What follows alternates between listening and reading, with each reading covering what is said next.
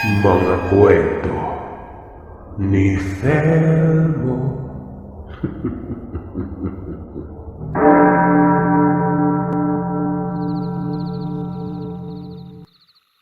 Tawagin niyo na lamang po ako sa pangalang Maine.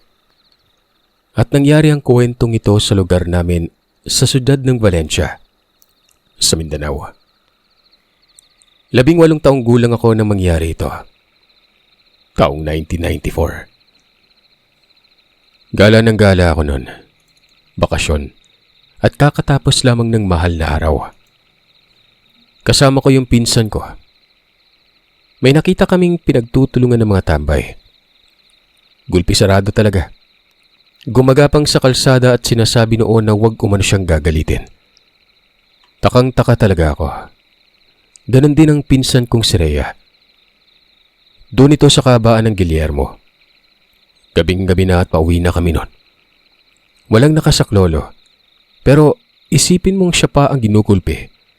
Pero parang ayos lang at nasabi siyang huwag pa siyang gagalitin noon. Nag-iisa lamang siya. Lalaki ito. Hanggang sa may sumipa sa ulo niya. At doon na hindi na ito gumalaw pa. Sumibat yung mga gumulpi. Para bang natakot nang makita nilang tila wala ng buhay ang lalaki. Kami noon ng pinsan ko ay tinulungan ng lalaking ito. Sinuri. Parang wala ng malay. Sabi ko kay Rhea, manghingi siya ng tulong. Pero ayon naman dito ay sino ang hihingan parang tulog naman ang mga tao sa lugar. Tapos bihira pa ang bahay sa gawing yon. Sa una nito ng Guillermo. Tandang-tanda ko yon. Malapit na sa bandang likuan. Kumbaga sa dulo. Kaya naman sabi ko na lang ay pagtutulungan namin. Dalhin sa bahay dahil ako lang naman ang mag-isa doon. Yung mga magulang ko na mga panahon na ito ay nasa Davao. Lumipat buhat ng pinatayuan kasi ng bahay ito ng kapatid kong nasa barko. Naiwan ako dahil nag-aaral ako noon sa kolehiyo. Dinala namin. Malapit lang ang bahay. Liliko lang tapos sakahan na. Nasa may unahan lang. Basta ngayon sakahan pa rin ito. Lupay-pay, bagsak ang ulo. Animoy wala itong buhay.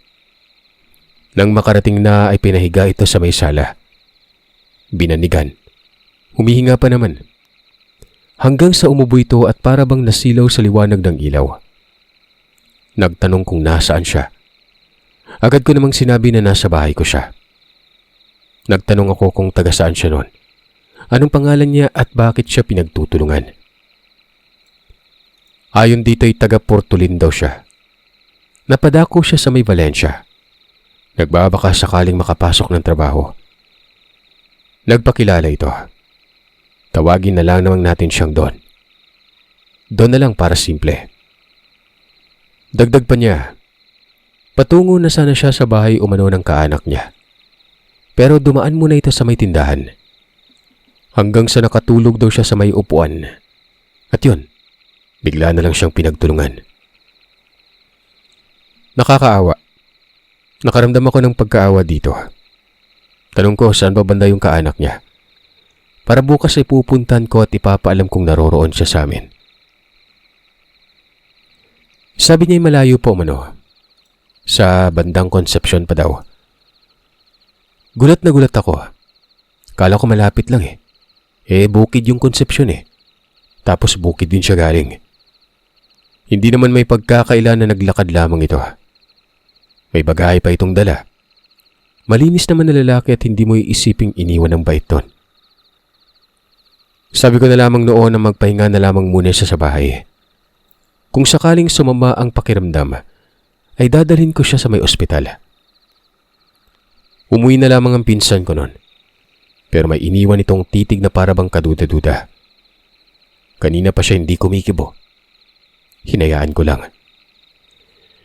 Pinalipat ko ito sa isang silidang lalaki. Sa silid mismo ng mga magulang ko. 2 silid ng tahanan na yon. Bungalow ito tapos may extension sa kusina. Yung likod nito ay sakana. Taniman ng gulay at kung ano-ano pa. Ang pinakamalapit kong kapitbahay ay si Rhea nun. Nasa may harapan kasi yung kanila. Mga 15 metro atang layo tapos bakura na. Minamasdan ko si Don. Inoobserbahan ko itong maigi. Natural, magiging sensitibo talaga ako gawa na ngayon ko palang nakilala ito. At doon pa talaga sa yugtong may hindi magandang nangyari sa kanya. Malay ko ba kung kawatan pala, hindi maling tao palang tinulungan ko noon. Pero hindi. Hindi ko makita sa kanya mga kinikilos na parang may kakaiba. Natural lang. Nakasimangot ang mukha habang hinahapuhap ang katawan. Masakit yung katawan nito, panigurado. Ikaw ba naman yung bugbugin ng mahigit sa 5 tao eh? Tapos yung isa may dala pang pamalo. Sinabi kong matutulog na ako noon. Isasara ko ang pinto sa bulwagan. Na magsasara din ako ng pinto ng silid ko. Kung may kailangan siya, bukas na lang ng umaga. At kung ginugutom, may pagkain sa kusina. Tumitig ito sa akin at tumango. Kalmadong tango lang. At nakikita ko ang mapupungay ng mga mata niya. Pinili ko na lang matulog noon. Pero hindi ako makatulog. Malakas ang pagkabog ng dibdib ko. Kanina pa to. Mula pa noong may nangyari sa lalaki. Mana siguro ako sa nanay ko na nervyosa. Hanggang sa ilang mga sandali pa. Kumalabog na lamang bigla ang dingding sa likod.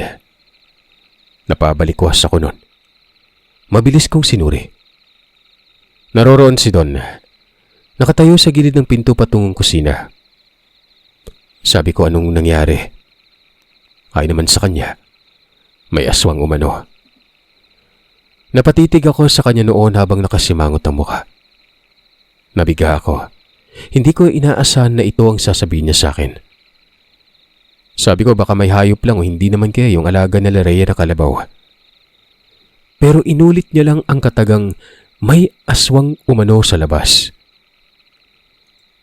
Inangat niya ang kanyang kamay. Kumabig patungo sa may pinto palabas ng kusina. Sa kanan banda yon. Yung kapagkainan ni nasa kaliwa sa may bandang silid nito ng mga magulang ko nakahanay. Itong silid nito yun na yung pinagamit ko kay Don. Sinilip niya sa pinto. Dahan-dahang binubuksan ang pinto nun. Hanggang sa isinara niya ito sabay senyas na nasa likod daw ng lababo banda ang kung anong nilalang. Takang-taka ko habang umiiling. Ano bang nangyayari ka ako? Bumuntong hininga na lamang ako at inisip na baka dulot ito ng pambubugbog sa kanya. Sinilip ko yung bandang lababo para naman patunayan na kahibangan niya lang ito. Pero pagkasilay ko sa labas nun, napasigaw ako. May nakatayo na ubod ng pangit na tao sa labas. Nakayuko ito ng bahagya pero ang mga matay nakatitig sa akin at nanlilisik. Sabi ko naman sa'yo may aswang eh. Dito ka lang ha. Sinigawan ko siya.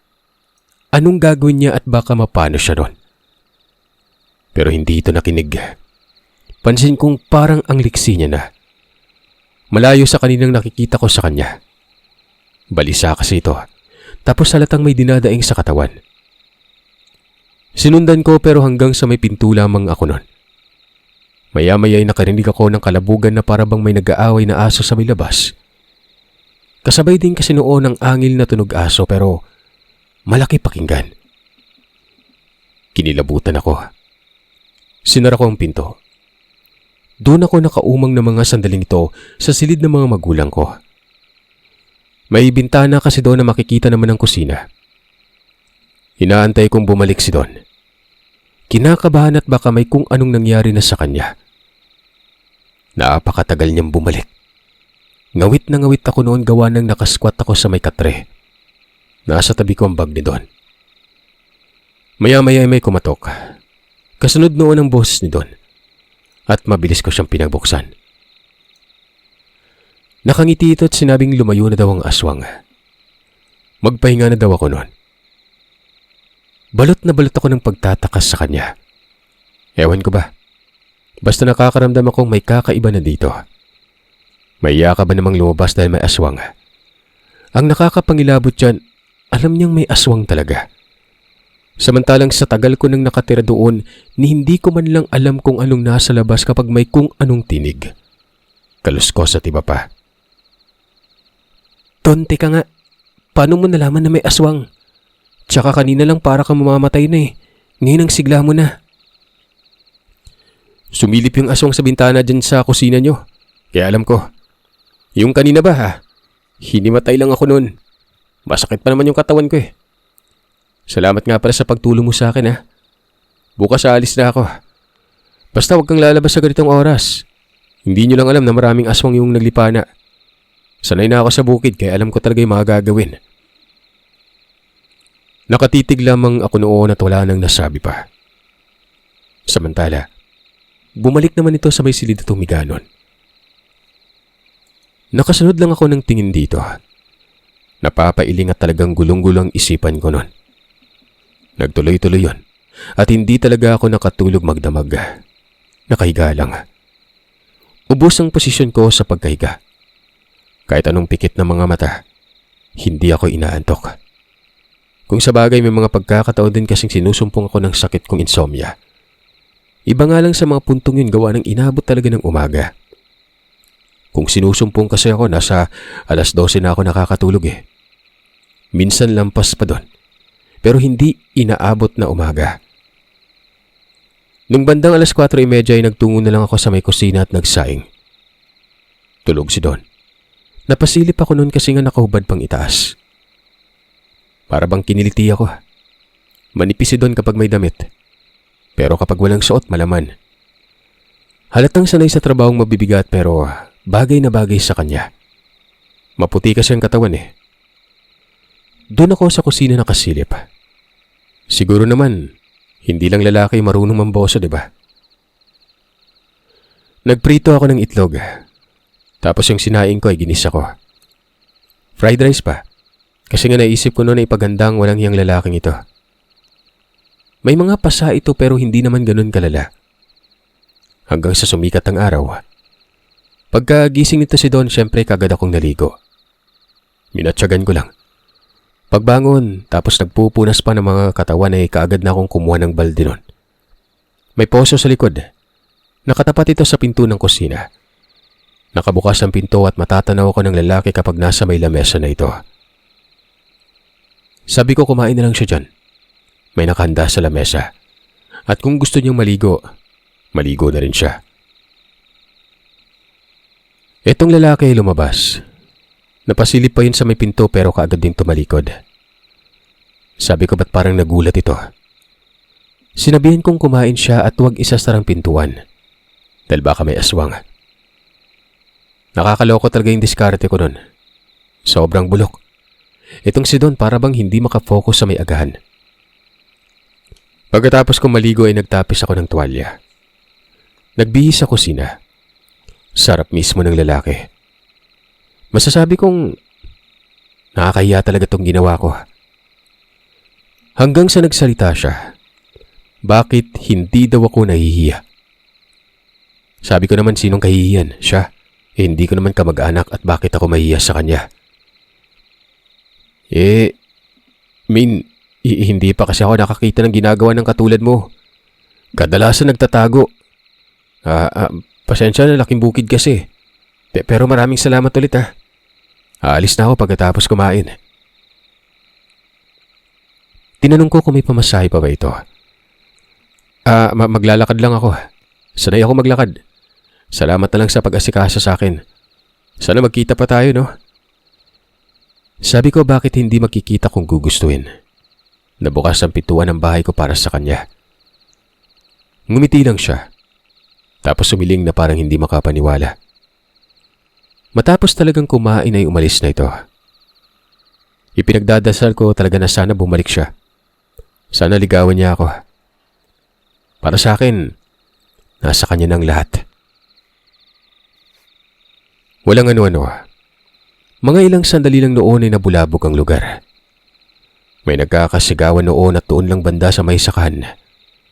Kitang-kita ko yung mga taong nagtatakbuhan patungo sa isang banda. Tapos may napadaan sa amin nun. Naayon pa dito. May patay umano na naroroon sa may uma. Dali-dali ko itong tinungo. Napapatakip ako ng bibig. Merong lalaki at may nakakakilala dito sa lugar. Pero Sir Seth, yung mukha ay para bang halimaw. Matulis ang ngipin at mahaba ng konti ang baba. Nakilala ito sa suot na damit. Taga doon banda sa kung saan ginulpi si Don. Ang sabi ng mga tao ay aswang umano.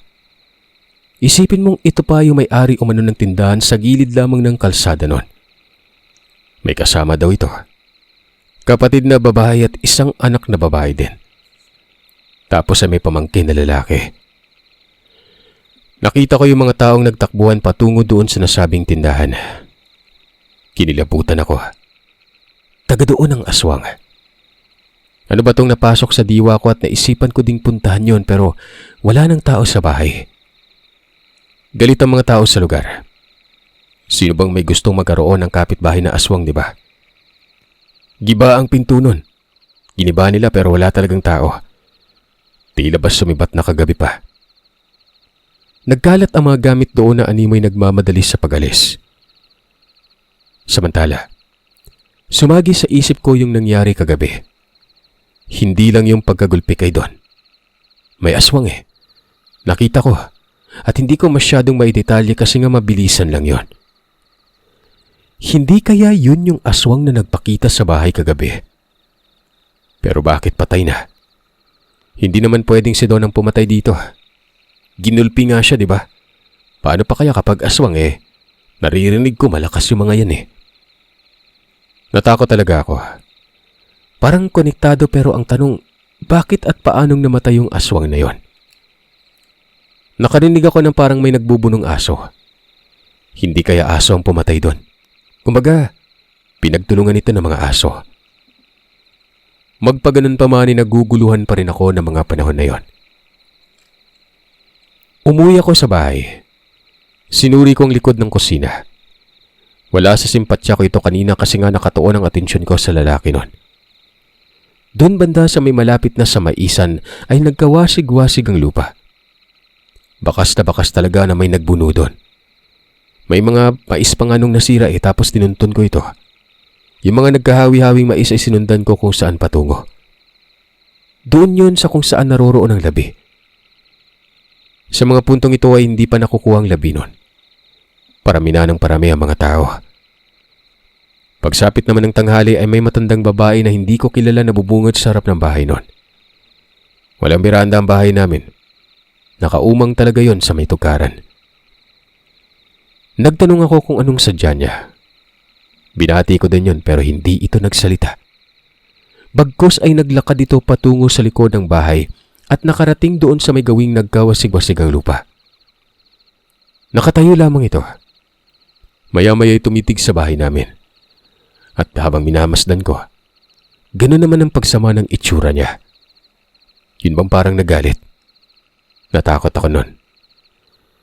Hanggang sa lumapit ito sa may kusina at ginala ng tingin ang buong kusina namin. Kulang na lang sumilip sa loob ng bahay. Mawalang galang na po manang, hindi ko po kayo kilala at natatakot po ako. Ano po bang sadya niyo? Sabi ko. Nakasilip lamang ako noon sa bintana, sa tabi ng lababo. Wala akong sadya. Wika na babae, na nasa mga 70 edad. Umalis ito at diretso doon sa kung saan natagpuan ang labi. Wala na doon ang bangkay, may kumuha. At ayon sa narinig ko sa mga residente ay hindi daw nila kilala ang kumuha noon. Kinarga lamang umano yung labi sa isang jeep tapos umalis na.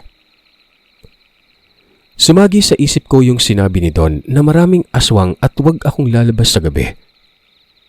Etong matandang ito ay hindi kaya aswang ito. Yun talagang naglalaro sa isipan ko noon. Nagdududa ako. Wari ko ba'y inaalam nito kung sino ang pumatay sa aswang na yun kagabi? Dahil sa pagkatakot ko ay hindi ako umalis. Dapat pupunta akong bayan Kasi nga may napag-usapan kami ni Rhea. Magkikita kami doon banda sa may simbahan pagpatak ng 4:00. Dahil kakain daw kami ng barbecue. Pero gaya ng sabi ko, hindi ako umalis. Sinara ko ang pinto. Maging ang pinto sa kusina at naroroon lamang ako sa may silid ko. Ang mga bintana ay bukas. Sinadya ko ito para makita ko kung may mapapadaan bang hindi ko kilalang tao. Lalo na mamayang gabi. Pero pagsapit ng alas 5 ay narinig ko ang boses ni Don. Lumakas ang loob ko. Kagad kong binuksan ang pinto. Siya nga ito. Bumalik.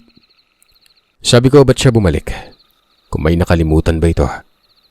Dagdag ko ay may natagpo ang aswang doon sa sakahan kanina. Kumunot yung mukha nito. Ganun ba? Hindi kaya yun yung aswang kagabi? Sabi nito. Wika ko naman noon ay parang ganun na nga. Dagdag ko ay may narinig akong pagbubuno. Para mga aso. Hindi ba niya nakita ito gayong nasa labas naman siya kagabi? Umiling si Don. Sinabing natakot daw siya.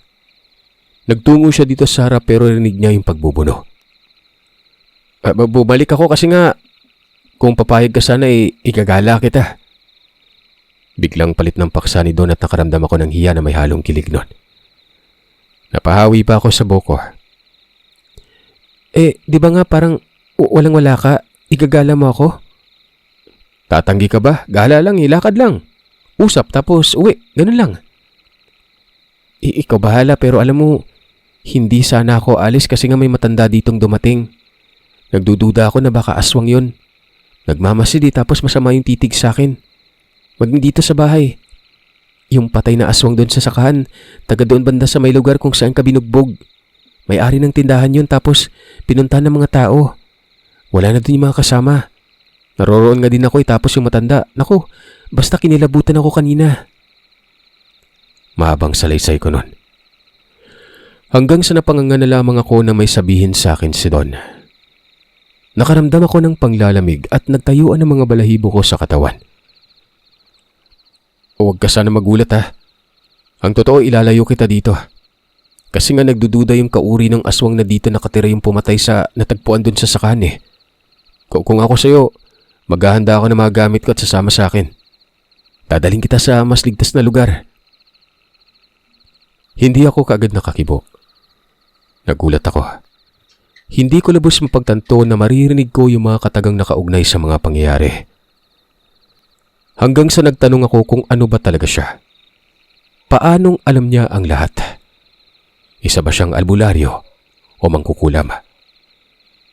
Mamaya ko na ipapaliwanag. Sa ngayon kahit ilang damit lang yung dalhin mo. Alam kong naguguluhan ka. Hayaan mo, malalaman mo mamaya basta umalis ka lang dito. Dali, tulungan na kita. Tumango na lamang ako nun. Napabuntong hininga. Naganda ako ni hindi ko alam kung may kabuluhan ba ito o wala. Walang ano-ano'y mabilis naming nilisan ng lugar. Tiniyak ko din noon na silyado ang bahay bago pa umalis. Habang naglalakad, ang bilis ng paglalakad niya. Hila-hila ako nitong lalaking ito. Sabi ko ay dahan-dahan lang pero ayaw magpaawat. Mahigpit pang pagkakahawak niya sa kamay ko. Tapos panay ang sipat sa palubog na araw. Nang makarating na sa kalsada, nagulat ako bunsod ng sinabi niyang umangkas daw ako sa motor. May motor na nakaparada doon. Sa gilid lang ng mga puno ng saging. Hindi pa nga ako nakakamove on sa pagkabagabag ay dumagdag pa itong may motor siya. Pero sumakay na rin ako. Enduro yung motor na yun. Lumang Honda pero sa panahon yun tila bagong bili.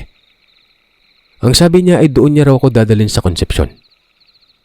Hindi naman ako umimik. Naroroon pa ako sa estado na matinding pagtataka. Madali lang narating ang lugar. Mabilis din naman kasing magpaandar ng motor itong lalaki. Saktong pagkalubog ng araw ay naroroon na kami. Bukid yun. Basta mula sa highway ay lumiko sa napakahirap na daanan at tumawid pa ng sapa ang motor. Mababaw lang na sapa, may spillway. Tapos huminto ito sa isang bahay na malaki. 2 palapag yun. Medyo luma na pero maganda. Malinis din ang lugar. Wika ko, ito na ba yung sinasabi niyang bahay ng kaanak niya? Hindi. Bahay ko to. Ito yung bigay sa akin ng mga magulang ko nang magkaroon ako ng kasintahan. Ikakasal na sana kami kaso pinatay siya eh. Gulat na gulat ako. Maya ka ba namang may pinagdadaanan pala ito tapos mukhang mayaman? Wala akong kibunon. Patuloy ako sa pagtataka. Hanggang sa mga sandaling yun ay hindi pa ako naliliwanagan. Pagkapasok sa loob ng bahay, malawak ito. Puro sala lamang ang sa ibaba. Tapos ay may 2 silid sa itaas na makikita naman mula sa sala. Ang gaganda ng mga kagamitan. May luma, bago, may mga binago. Malinis ang kusina. Tiles yun tapos ang danda ng mga decoratives. Dinala niya ako sa may itaas. Maganda yung hagdan. Tapos railings na sa harap ng 2 silid na yon. Doon sa dulo niya ako pinatuloy. Ang sabi ay ito daw ang magiging silid ko. Binuksan lamang noon ang pintuan tapos akmang bababa. Pero dahil nga sa parang puputok na talagang kaugatan ko sa utak bunsod ng pagkalito, nabadtrip ako noon. Magpaliwanag ka nga. Ano ba talaga? Una binugbog ka lang tapos tinulungan kita. Tapos may nangyari na nakakatakot. Ano ba to? Dito na siya nagpaliwanag. At kung nawindang ako sa mga siniwalat niya sa akin doon sa bahay ko, mas nagulat ako ngayon. Ayon dito kay Don, siya umano ang pumatay doon sa nagpakitang aswang kagabi. At alam niyang doon daw ito nakatira sa may tindahan. Pumuslit siya doon. Gusto niya kasing patayin ito doon mismo sa bahay na may tindahan, pero naramdaman siya ng aswang at may inutusang mga tao na gulpihin daw siya dahil magnanakaw. Nagulpi siya pero ang totoo, hindi naman daw siya nasasaktan. Katunayan, isa sa mga gulpi ay walang kaalam-alam ito na may tama na pala sa katawan. Aswang daw ang isa sang gumulpi sa kanya. Nagkunwari siyang dihado. Nagpatay-patayan. Pero wala na. Yung isang gumulpi na pamangkin ng aswang patay na yon. Hindi nga lang namalayan daw ng mga kasama gawa ng kinuha kagadito nung aswang na punteriya niya. Ang problema ay dumating daw ako. Tapos tumulong. Pangit namang biglang bumangon pagkatapos magpanggap na nahimatay, di ba? Kaya't sinakyan niya lang umano kami ng pinsan ko hanggang sa makarating sa bahay. Pero labis daw siya nag-aalala noon kasi nga alam na alam niyang gaganti yung aswang na punteriya niya. At hindi nga siya nagkamali. Dahil dumalaw daw ito. At yun na umano yung aswang na nakita ko noon. Ang kabuno daw noon ay hindi mga aso, kundi siya mismo. At nung mapatay na ay dinala niya sa may sakahan. Gulat na gulat ako noon. Napatakip pa ang isang kamay ko sa bibig. Tapos para bang maiiyak na dahil hindi na kinakaya ng sistema ko ang lahat. Huwag kang magtaka kung madali ko lang napatay yun. Isa din akong aswang. Marami kang dapat malaman pero para saan, di ba? Hindi naman tayo magkaano-ano. Kaya lang din ang panglalandi mo sa akin kanina na parang hindi ko alam. Sinabi mong hindi ka mahihiya dahil hindi naman tayo magkamag-anak. Tama ka. Walang saysay ko mahihiya pero sa sitwasyon ngayon madadamay ka eh. At ayokong may mangyari sa'yo. Lalo na ang bait mo sa akin. Nagpatuloy ito sa pagsasalita. Ayon pa sa lalaki yung pinatay niya. Isa sa mga pumatay sa dati niyang mapapangasawa. Hindi niya alam kung bakit hinamak siya wala naman siyang kasalanang ginawa sa kapwa aswang. Siguro ay dahil sa lahi ng aswang. Iba daw kasi siya kumpara doon sa mga kalaban. Pansamantala lang naman ito, Maine. Yung matandang aswang kailangan kong patayin yun. Yun yung pinakapinuno eh. At dito yun mangyayari. Kung tama ako, nasa paligid na sila ngayon. Pero mas ligtas dito kumpara sa bahay niyo. Hindi makakapasok ang ibang aswang dito maliban na lang sa akin. Ako lang yung aswang sa mga kapatid ko. Nagmana ako sa tatay ko. Lahat sila nasa ibang bansa na maging sinanay. Mula to nung mamatay yung mapapangasawa ko sana. Natakot ako kaya pinalikas ko. Doon ang bahay ng pamilya namin sa Portolin. Tumango ako na parabang sumang-ayon na lamang sa mga sinabi niya. Pinaglolo ko lang pala ko nito na ginoong ginulpi siya. Kaya pala naririnig ko sa kanya noon na tigilan na siya at huwag paabuting magalit habang ginugulpi. Malamang, magiging aswang siguro siya kapag nagalit. Medyo nahiya din ako kasi nga alam pala nitong naglalandi ako. Hindi siya ignorante. Ako tuloy yung nagmukhang eng-eng noon. Bumaba na siya. Pasilip-silip ito sa bintana at sulyap naman sa akin. Sabi niya noon ay huwag akong sisilip sa bintana kung ayaw kong makakita ng nakakatakot. Nagibit balikat ako noon. Pinatay niya ang ilaw sa may sala. Napakadilim na sa loob ng bahay. May ilaw sa labas, sa beranda banda, at sa bawat gilid. Hindi ako nakinig kay Don. Sumilip talaga ako. Mga niyog ang nakikita ko tapos mga tanim na bulaklak at magandang damo na maayos ang pagkakahanay. Nakita ko si Don. Naroroon banda malapit sa pinaparkingan niya ng motor. Hanggang sa may nakita akong paparating nun. Matandang babae. Malakas ang kutob ko na ito yung dumalaw sa bahay. Kinakausap ito ni Don pero hindi ko naman marinig ng malinaw gawa ng medyo malayo. May hagaw-haw pero hindi ko maintindihan. Hanggang sa walang ano-ano ay bigla na lang sinunggaban ito ni Don.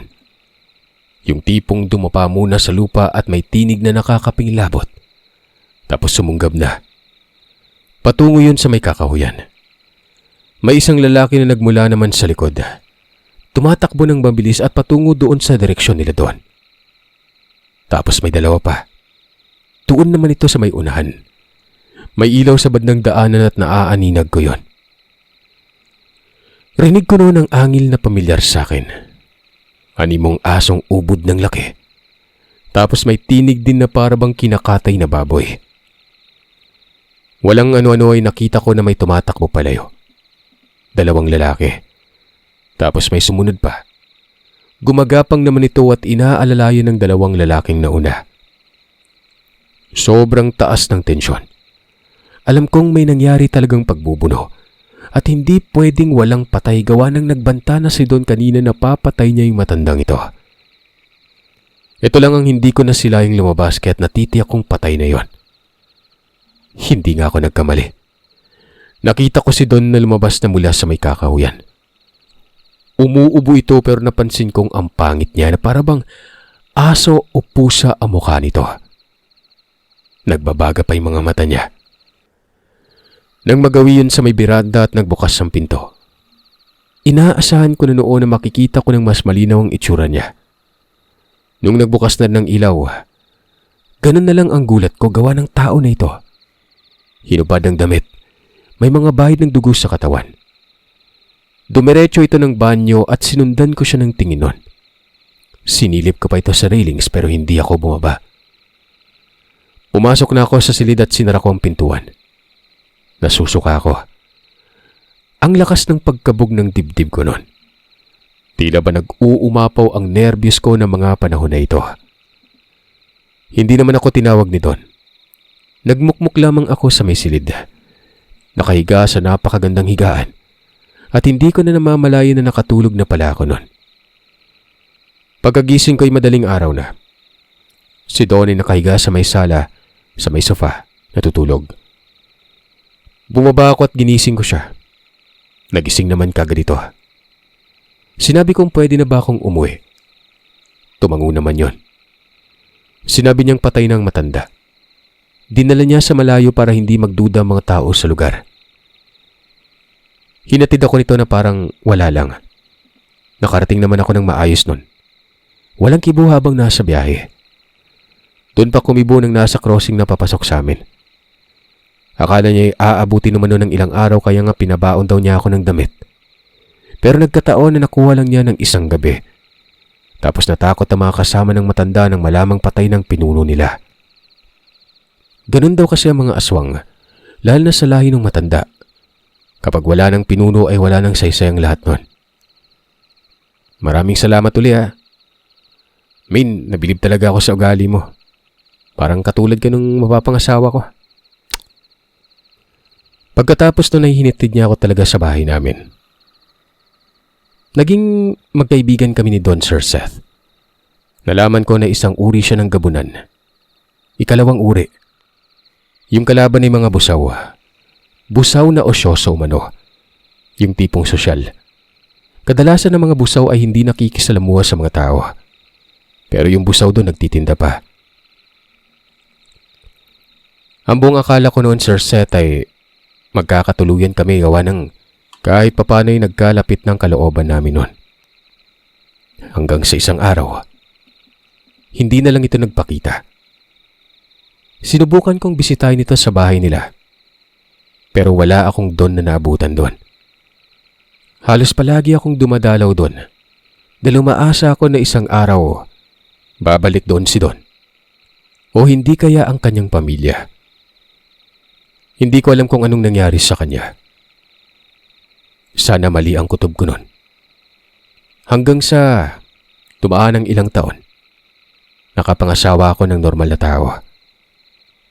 Magpaganon pa man kahit sa ikli ng panahon na yon, hindi ko makalimutan ng ganitong karanasan. Ang makilala at magkaroon ng kaibigan